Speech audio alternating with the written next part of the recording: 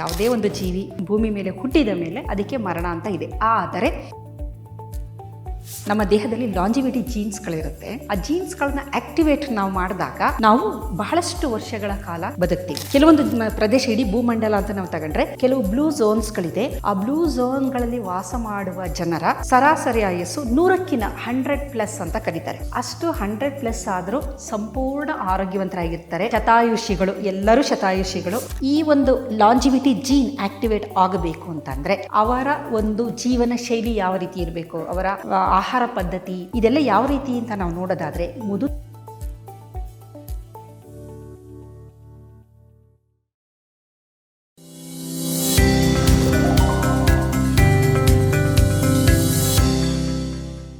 ನಮಸ್ಕಾರ ವೀಕ್ಷಕರೇ, ನೀವು ನೋಡ್ತಾ ಇದ್ದೀರಾ ವಿಶ್ವವಾಣಿ ಹೆಲ್ತ್. ನಾನು ಕೇಶವ್ ಪ್ರಸಾದ್.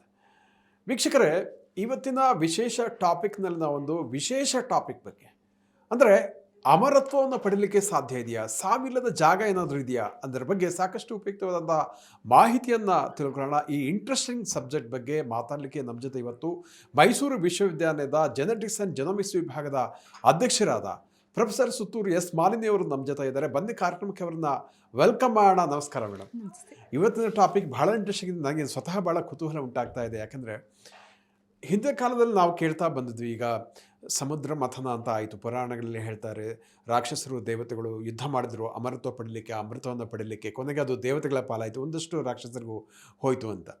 ಸೊ ಹಾಗಾದರೆ ನಿಜಕ್ಕೂ ಕೂಡ ಈ ಭೂಮಿಯಲ್ಲಿ ಅಮರತ್ವವನ್ನು ಪಡೀಲಿಕ್ಕೆ, ಸಾವಿಲ್ಲದ ಒಂದು ಸ್ಥಿತಿಯನ್ನು ಹೊಂದಲಿಕ್ಕೆ, ಚಿರಂಜೀವಿತ್ವವನ್ನು ಪಡೀಲಿಕ್ಕೆ ಸಾಧ್ಯ ಇದೆಯಾ? ಏನು ಹೇಳ್ತೀರಾ ಸರ್? ಈ ಅಮರತ್ವವನ್ನು ಪಡೆಯೋದಕ್ಕೋಸ್ಕರ ಅನಾದಿ ಕಾಲದಿಂದನೂ ಬೇಕಾದಷ್ಟು ಪ್ರಯತ್ನಗಳಾಗಿದೆ.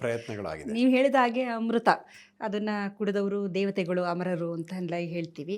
ಹಾಗಾದರೆ ಅಮರತ್ವ ಸಂಪೂರ್ಣವಾಗಿ ಸಾವೇ ಇಲ್ಲದೆ ಯಾವುದೂ ಇಲ್ಲ. ಯಾವುದೇ ಒಂದು ಜೀವಿ ಭೂಮಿ ಮೇಲೆ ಹುಟ್ಟಿದ ಮೇಲೆ ಅದಕ್ಕೆ ಮರಣ ಅಂತ ಇದೆ. ಆದರೆ ಒಂದು ಆಯಸ್ ಅಂತ ಇದೆಯಲ್ಲ, ಅದನ್ನು ಹೆಚ್ಚು ವೃದ್ಧಿ ಮಾಡ್ಕೊಳ್ಳೋವಂಥ ಸಾಧ್ಯತೆಗಳಿದೆ. ನಾವು ಅದನ್ನು ಲಾಂಜಿವಿಟಿ ಜೀನ್ ಅಂತ ಕರಿತೀವಿ. ನಮ್ಮ ದೇಹದಲ್ಲಿ ಲಾಂಜಿವಿಟಿ ಜೀನ್ಸ್ಗಳಿರುತ್ತೆ. ಆ ಜೀನ್ಸ್ಗಳನ್ನ ಆಕ್ಟಿವೇಟ್ ನಾವು ಮಾಡಿದಾಗ ನಾವು ಬಹಳಷ್ಟು ವರ್ಷಗಳ ಕಾಲ ಬದುಕ್ತೀವಿ. ಈಗ ಭಾರತೀಯರ ಒಂದು ಹಿಂದಿನ ಕಾಲಕ್ಕೆ ನಾವು ಏನಾದ್ರು ಹೋಲಿಕೆ ಮಾಡಿದ್ರೆ ಇವಾಗ ನಮ್ಮ ಒಂದು ಆಯಸ್ಸು ಸರಾಸರಿ ಒಂದು 70 ವರ್ಷ ಅಂತ ಅನ್ಬೋದು ಅಂದಾಜು. ಆದರೆ ಮೊದಲೆಲ್ಲ 40 ವರ್ಷ 30 ವರ್ಷಕ್ಕೆ ಬೇಕಾದಷ್ಟು ಈ ಒಂದು ಸೋಂಕು ರೋಗಗಳು ಬಂದು, ಇನ್ಫ್ಲೂಯೆನ್ಸಾ, ಪ್ಲೇಗ್ ಆಗ್ಬೋದು, ಇವೆಲ್ಲ ಬಂದು ಇಡೀ ವೈಪ್ ಆಗೋಗುದು. ಎಂಟೈರ್ ಒಂದೊಂದು ಹಳ್ಳಿಗಳೇ ನಾಶ ಆಗೋದಂಥದ್ದು. ಅವಾಗ ಪ್ಲೇಗ್ ಎಲ್ಲ ಬರ್ತಾ ಇತ್ತು ಅಂತ ಹೇಳ್ತಾರೆ. ಹೌದು, ಕಾಲರಾ, ಪ್ಲೇಗ್, ಇನ್ಫ್ಲೂಯೆನ್ಸಾ ಅಂತೆಲ್ಲ ಬರೋದಿಲ್ಲ. ಹಾಗಾಗಿ ಇಡೀ ಒಂದು ಗ್ರಾಮನೇ ನಾಶ ಆಗೋಂಥ ಸ್ಥಿತಿ ಇತ್ತು. ಆದರೆ ಇಂದೇನಾಗಿದೆ, ವೈದ್ಯಕೀಯ ಸವಲತ್ತುಗಳು ಎಲ್ಲ ತುಂಬ ಚೆನ್ನಾಗಿರೋದಿದೆ. ನೋಡಿ, ಹೃದಯದಲ್ಲಿ ಏನಾದರೂ ಅದು ನಮ್ಮ ರಕ್ತನಾಳಗಳಲ್ಲಿ ಬ್ಲಾಕೇಜ್ ಆಯಿತು ಅಂದರೆ ಆಂಜಿಯೋಪ್ಲಾಸ್ಟಿ, ಆಂಜಿಯೋಗ್ರಾಮ್ ಅಂತೆ, ಬೈಪಾಸ್ ಸರ್ಜರಿ ಮಾಡ್ತಾರೆ. ಎಲ್ಲ ಥರ ಇದೆ. ಎಲ್ಲದಕ್ಕೂ ಪ್ರತಿಯೊಂದು ಅಂಗಾಂಗಕ್ಕೂ, ಕಣ್ಣು ಕಾಣೋದು ಕಮ್ಮಿ ಆಯಿತು ಅಂದರೆ ಕ್ಯಾಟ್ರಾಕ್ಟ್ ಆಪ್ರೇಷನ್ ಮಾಡ್ತಾರೆ. ಕಿವಿಗೆ ಇಯರ್ಫೋನ್, ಈ ಥರ ಬೇಕಾದಷ್ಟು ಇಯರ್ ಹೆಡ್ಗಳು, ಏನೋ ಈ ಥರದ್ದೆಲ್ಲ ಪ್ರತಿಯೊಂದು ಅಂಗಾಂಗಕ್ಕೂ ವಯಸ್ಸಾಗ್ತಿದ್ದಂಗೆ ಅದಕ್ಕೆ ಒಂದು ಪೂರಕವಾಗಿ ಅದನ್ನು ನಮಗೆ ಬಹಳಷ್ಟು ಸೌಲಭ್ಯಗಳಿದೆ.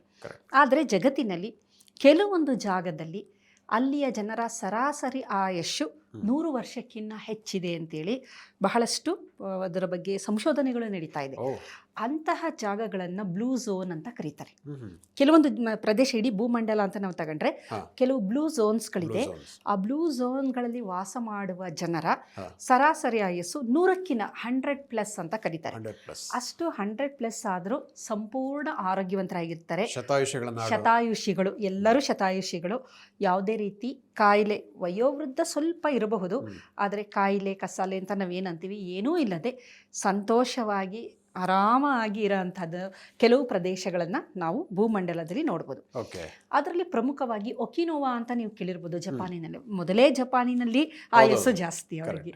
ಅದರಲ್ಲೂ ಒಕಿನೋವಾ ಎನ್ನುವ ದ್ವೀಪದಲ್ಲಿ ವಾಸಿಸುವ ಜನರ ಆಯಸ್ಸು ಸರಾಸರಿ 100+ ಅಂತ ಕರೀತಾರೆ. ಆಮೇಲೆ ಅದೇ ಥರ ಇಟಲಿಯ ಸಾರ್ಡೇನಿಯಾ ಅಂತ ಒಂದು ದ್ವೀಪ, ಜಾಗ, ಅಲ್ಲಿ ಸಹ ನಾವು ಈ ಥರದ ಒಂದು ಗುಂಪನ್ನು ನೋಡಬಹುದು. ಅಂದರೆ ಸರಾಸರಿ ಶತಾಯುಷಿಗಳು ಇರುವಂತಹ ಜಾಗಗಳು ಇದು ಅಂತ ಹೇಳ್ಬೋದು. ಅದೇ ಥರ ಇಕೇರಿಯಾ ಅಂತ ಬೇರೆ ಬೇರೆ ನೀವು ಹಾಗೆ ಸುಮ್ಮನೆ ಸರ್ಚ್ ಮಾಡಿದ್ರೆ ಬಹಳಷ್ಟು ಜಾಗಗಳಲ್ಲಿ ಈ ಒಂದು ಬ್ಲೂ ಝೋನ್ ಅನ್ನೋದನ್ನ ನಾವು ಗುರುತು ಮಾಡಬಹುದು. ಬಹಳ ಇಂಟ್ರೆಸ್ಟಿಂಗ್ ಇದೆ, ಹೌದು. ತಿಳ್ಕೋಬೇಕಂತ ಅನ್ಸುತ್ತೆ. ಅಲ್ಲಿರುವ ಜನ ಸರಾಸರಿ ಆಯುಸ್ಸು 100 ವರ್ಷ, ಅದಕ್ಕಿಂತ ಕಮ್ಮಿ ಯಾರು ಏನು ಡೆತ್ ಅಂತ ಏನೂ ಇಲ್ಲ. ಏಕೆಂದರೆ ಅವರಲ್ಲಿ ಲಾಂಜಿವಿಟಿ ಜೀನ್ ಆಕ್ಟಿವೇಟ್ ಆಗಿರೋದ್ರಿಂದ ಇದನ್ನ ನೋಡ್ಬೋದು. ಹಾಗಾದರೆ ಈ ಒಂದು ಲಾಂಜಿವಿಟಿ ಜೀನ್ ಆಕ್ಟಿವೇಟ್ ಆಗಬೇಕು ಅಂತಂದರೆ ಅವರ ಒಂದು ಜೀವನ ಶೈಲಿ ಯಾವ ರೀತಿ ಇರಬೇಕು, ಅವರ ಆಹಾರ ಪದ್ಧತಿ ಇದೆಲ್ಲ ಯಾವ ರೀತಿ ಅಂತ ನಾವು ನೋಡೋದಾದರೆ, ಮೊದಲನೇದಾಗಿ ದೈಹಿಕ ವ್ಯಾಯಾಮ ಅಂತಂದರೆ ಅವರು ಜಿಮ್ಮು ಅಥವಾ ಇದು ಬೇರೆ ಥರ ದೈಹಿಕ ವ್ಯಾಯಾಮ ಅಲ್ಲ, ಕೃಷಿಕರ ಅವರು ಬೆಳೀತಾರರು ದೈಹಿಕವಾಗಿ. ಸಹಜವಾಗಿ ದೈಹಿಕ ಚಟುವಟಿಕೆಗಳು ತುಂಬ ಅಂದರೆ ಅವರ ಇದು ಎಂಥದ್ದು ಉದ್ಯೋಗನೇ ಅದು, ಕೃಷಿನೇ ಅವರ ಉದ್ಯೋಗ, ಬೇರೆ ಏನೂ ಇಲ್ಲ.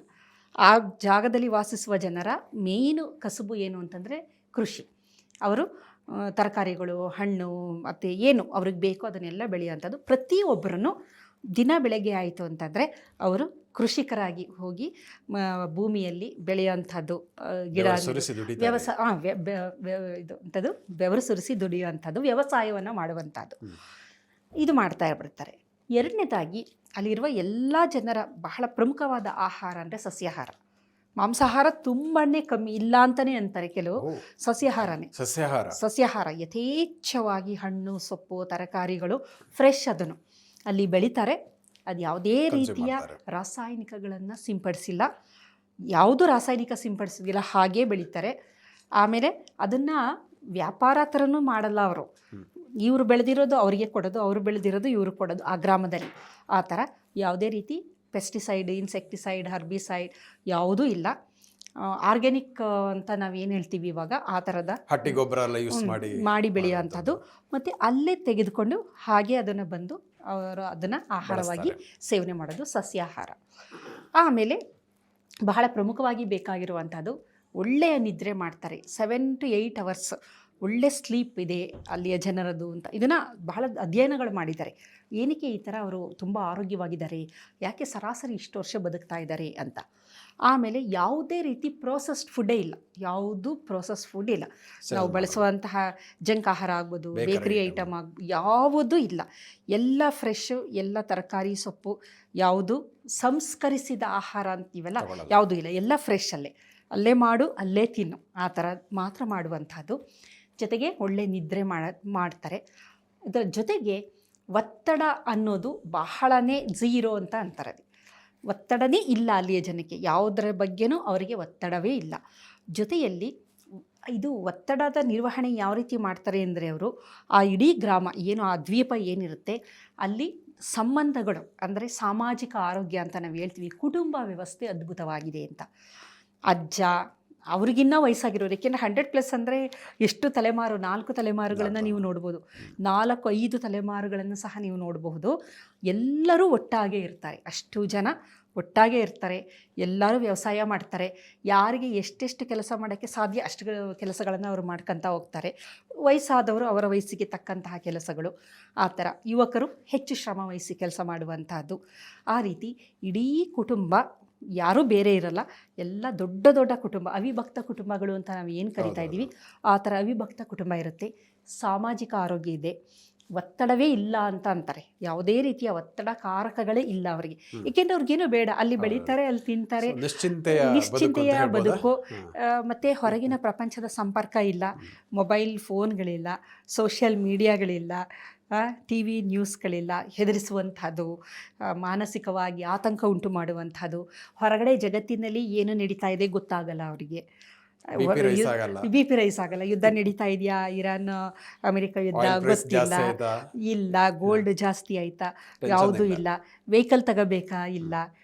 ಎಲ್ಲರದ್ದು ಒಂದೇ ಥರದ ಜೀವನ ಶೈಲಿ, ದೈಹಿಕ ಶ್ರಮ ಹೆಚ್ಚು. ಏನಾಗುತ್ತೆ, ಬಹಳಷ್ಟು ಈ ಲಾಂಜಿವಿಟಿ ಜೀನ್ಗಳು, MTR ಪಾತ್ವೆಗಳು ಚೆನ್ನಾಗಿ ಆ್ಯಕ್ಟಿವೇಟ್ ಆಗುತ್ತೆ. ಇನ್ಫ್ಲಮೇಟರಿ ಪಾತ್ವೆಗಳು, ಇನ್ಫ್ಲಮೇಷನ್ ಕಮ್ಮಿ ಇರುತ್ತೆ. ROSಗಳೆಲ್ಲ ಕಡಿಮೆ ಇರುತ್ತೆ. ಆ್ಯಂಟಿ ಆಕ್ಸಿಡೆಂಟ್ ರಿಚ್ ಇರುತ್ತೆ. ರೋಗ ಪ್ರತಿರೋಧಕ ಶಕ್ತಿ ಚೆನ್ನಾಗಿರುತ್ತೆ. ನಿದ್ರೆ ಮಾಡಿದಾಗ ಮೆಲಟೋನಿನ್ ಚೆನ್ನಾಗಿ ರಿಲೀಸ್ ಆಗುತ್ತೆ. ಆಮೇಲೆ ತುಂಬ ಅವರದೇ ಸೋಷಿಯಲ್ ಆ್ಯಕ್ಟಿವಿಟೀಸ್ಗಳು, ಅವರದೇ ಆದ ನೃತ್ಯಗಳು, ಅವರದೇ ಆದ ಹಾಡುಗಳು, ಈ ಸಾಂಪ್ರದಾಯಿಕ ಅಂತಾರಲ್ಲ ಅದು ಹೆಚ್ಚಿರೋದ್ರಿಂದ ಸಾಮಾಜಿಕ ಆರೋಗ್ಯ ಇರುತ್ತೆ. ಸೆರೋಟನಿನ್, ಡೋಪಮೈನ್, ಆಕ್ಸಿಟಾಸಿನ್, ಎಂಡಾರ್ಫಿನ್ ಇವೆಲ್ಲ ಹಾರ್ಮೋನುಗಳು ಬಿಡುಗಡೆಯಾಗುತ್ತೆ. ಕಾರ್ಟಿಸಾಲ್ ಸಂಪೂರ್ಣವಾಗಿ ಕಡಿಮೆ ಇರುತ್ತೆ. ಇದೆಲ್ಲ ಇದ್ದಾಗ ಏನಾಗುತ್ತೆ ಅಂದರೆ ಒಂದು ಪ್ಯಾಕೇಜ್ ಥರ ನ್ಯಾಚುರಲ್ಲಾಗಿ ಆಯಸ್ಸು ಜಾಸ್ತಿಯಾಗಿದೆ.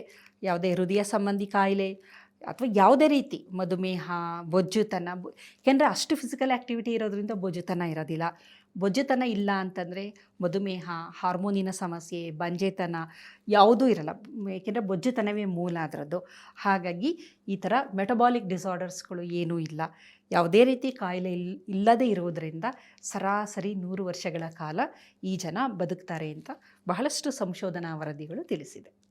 ಭಾಳ ಚೆನ್ನಾಗಿದೆ. ನಾನು ಆ್ಯಕ್ಚುಲಿ ಇತ್ತೀಚೆಗೆ ಏನೋ ಒಂದು ಕಡೆ ಆಂಧ್ರ ಪ್ರದೇಶದಲ್ಲಿ ಏನಿರಬೇಕು, ಒಂದು ಗ್ರಾಮವನ್ನು ಆ ರೀತಿಯಲ್ಲಿ ಪ್ರಯತ್ನಪೂರ್ವಕವಾಗಿ ಅವರು, ಅಲ್ಲಿ ಯಾವುದೇ ಕರೆಂಟ್ ಕೂಡ ಇಲ್ಲ ಅಂತ, ಮೊಬೈಲ್ ಬಳಕೆ ಇಲ್ಲ, ಸೊ ಇಂಟರ್ನೆಟ್ ಇಲ್ಲ, ಪ್ರಾಚೀನ ಕಾಲದ ಜೀವನ ಪದ್ಧತಿಯನ್ನು ಅಳಿಸ್ಕೊಂಡದ್ದು, ಹೊಲ ಗದ್ದೆಗಳಲ್ಲಿ ಕೆಲಸ ಮಾಡುವಂಥದ್ದು, ಸಾವಯವ ತರಕಾರಿಯನ್ನು ಬೆಳೆಸುವಂಥದ್ದು. ಅದು ಪುಟ್ಟ ಗ್ರಾಮ, ದೊಡ್ಡ ಜನಸಂಖ್ಯೆ ಏನಿಲ್ಲ, ಆ ರೀತಿ ಮಾಡ್ತಾ ಇದ್ದಾರೆ ಅಂತ ಇಲ್ಲೊಂದು ಕಡೆ ನೋಡಿದ್ದೆ. ಸೊ ಹೀಗಾಗಿ ಅಫ್ಕೋರ್ಸ್ ನೀವು ಹೇಳಿದ ಉದಾಹರಣೆಗಳು ಭಾಳ ಚೆನ್ನಾಗಿದೆ ಅಂತ ಅನ್ನಿಸ್ತು. ಜೊತೆಗೆ ಇಲ್ಲಿ ಇನ್ನೊಂದು ಪ್ರಶ್ನೆ ಏನಂತಂದರೆ, ಈಗ ಇಷ್ಟೊಂದು ಇನ್ಫ್ಲುಯೆನ್ಸ್ ಇರುವಾಗ ಈ ಹೊರ ಜಗತ್ತಿನ ಒಂದು ಶರವೇಗದ ಬದುಕು ಇರ್ಬೋದು, ನಾನಾ ಫೆಸಿಲಿಟೀಸು ಇರುವಂಥದ್ದು, ಮತ್ತು ಆಕರ್ಷಣೆಗಳು, ದಾರಿ ತಪ್ಪಿಸಲಿಕ್ಕೆ ಬೇಕಾದಂಥ ಅನೇಕ ವಿಚಾರಗಳು ಇರುವಂಥ ಸಂದರ್ಭದಲ್ಲಿ ಅವುಗಳನ್ನೆಲ್ಲ ಬಿಟ್ಟು ಈ ರೀತಿಯ ಒಂದು ಏನು ಸಾಂಪ್ರದಾಯಿಕ, ಟ್ರೆಡಿಷನಲ್ ಮತ್ತು ಆರೋಗ್ಯಕರ ಲೈಫ್ ಸ್ಟೈಲನ್ನು ಬೆಳೆಸ್ಕೊಳ್ಕೆ ಅಂದರೆ ಅವರ ಮನಸ್ಥಿತಿ ಹೇಗಿರ್ಬೋದು ಅನ್ನುವಂಥದ್ದು. ಮನಸ್ಥಿತಿನ ಆ ಥರ ಹಿರಿಯರು ಮೌಲ್ಡ್ ಮಾಡಿಬಿಟ್ಟಿರ್ತಾರೆ. ಮತ್ತು ಒಂದು ಐಸೋಲೇಟೆಡ್ ಜಾಗ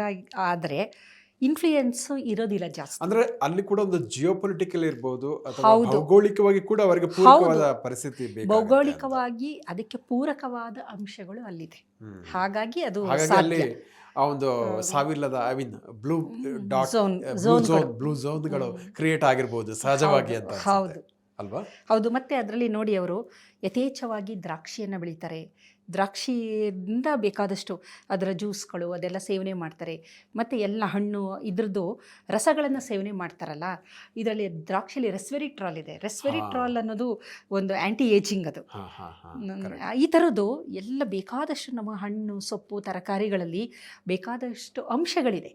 ಆದರೆ ನಮಗೇನಾಗುತ್ತೆ ಅಂದರೆ ನಮ್ಮನ್ನು ರೀಚ್ ಆಗೋಷ್ಟರಲ್ಲಿ ಅದು ಅರ್ಧದಷ್ಟು ಅರ್ಧ ಅಲ್ಲ, ಅದರಲ್ಲಿ ಒಂದು 10% ಉಳ್ಕೊಂಡಿರೋದಿಲ್ಲ. ಈಗ ದ್ರಾಕ್ಷಿನ ನಾವು ಸೇವನೆ ಮಾಡೋಷ್ಟರಲ್ಲಿ ಒಂದು 10% ಅಂಶ ನಮಗೆ ಸೇರೋಲ್ಲ. ಕಾರಣ ಒಂದಷ್ಟು ಅದಕ್ಕೆ ಕೀಟನಾಶಕ ಹಾಕಿರ್ತಾರೆ, ಒಂದಷ್ಟು ದಿನ ಅದನ್ನು ಸಂಸ್ಕರಿಸಿ ಇಟ್ಟಿರ್ತಾರೆ. ಅದು ಬೆಳೆದಿಲ್ಲಿಂದ ನಮಗೆ ರೀಚ್ ಆಗೋಷ್ಟರಲ್ಲಿ ಎಷ್ಟೋ ದಿನಗಳಾಗಿರುತ್ತೆ. ಅಷ್ಟು ಅವಧಿಯಲ್ಲಿ ಅದರ ಒಂದು ಅಂಶಗಳೆಲ್ಲ ನಾಶ ಆಗಿರುವ ಸಾಧ್ಯತೆಗಳಿರುತ್ತೆ. ಹಾಗಾಗಿ ಅಲ್ಲೇ ಫಾರ್ಮ್ ಟು ಕಿಚನ್ ಅಂತ ಅಂದಾಗ ಎಷ್ಟು ಸತ್ವ ಇರುತ್ತೆ, 100ಕ್ಕೆ 100 ಅವರಿಗೆ ಟ್ರಾನ್ಸ್ಫರ್ ಆಗುವ ಸಾಧ್ಯತೆ ಇರುತ್ತೆ. ಕರೆಕ್ಟ್. ಅಟ್ಲೀಸ್ಟ್ ಅದೇ ಅಷ್ಟು ಕಂಪ್ಲೀಟಾಗಿ ಅಷ್ಟು 100% ಆಗದಿದ್ರು ಅಲ್ಲಿ ತಿಳಿಯುವಂಥ ಅನೇಕ ವಿಚಾರಗಳು ಇದೆ ಅಂತ ಹೇಳ್ಬೋದು. ಕೆಲವೊಂದು ಲೈಫ್ ಸ್ಟೈಲನ್ನು, ಹೌದು, ಈಗ ಶಾಕಾಹಾರ ಅಥವಾ ವೆಜಿಟೇರಿಯನ್ ಫುಡ್ಡನ್ನು ಯೂಸ್ ಮಾಡುವಂಥದ್ದು, ಆದರೆ ಧೂಮಪಾನ ಆ ಥರದ್ದು ಏನೂ ಇಲ್ಲ. ಮದ್ಯಪಾನ ಅಂದಾಗ ಅಲ್ಲಿದೆ, ಅವರು ದ್ರಾಕ್ಷಾರಸವನ್ನು ಅವರು ಬಳಕೆ ಮಾಡ್ತಾರೆ. ಹೌದೌದು. ಆ ರೀತಿಯ ಬದಲಾವಣೆಗಳನ್ನು ಖಂಡಿತ ಮಾಡ್ಕೊಂಡು ಉಪಯೋಗವನ್ನು ಪಡ್ಕೊಳ್ಬೋದು, ಪಾಠಗಳನ್ನು ಕಲಿತ್ಕೊಳ್ಬೋದು ಅಂತ ಹೇಳ್ಬೋದು ಅಲ್ವಾ?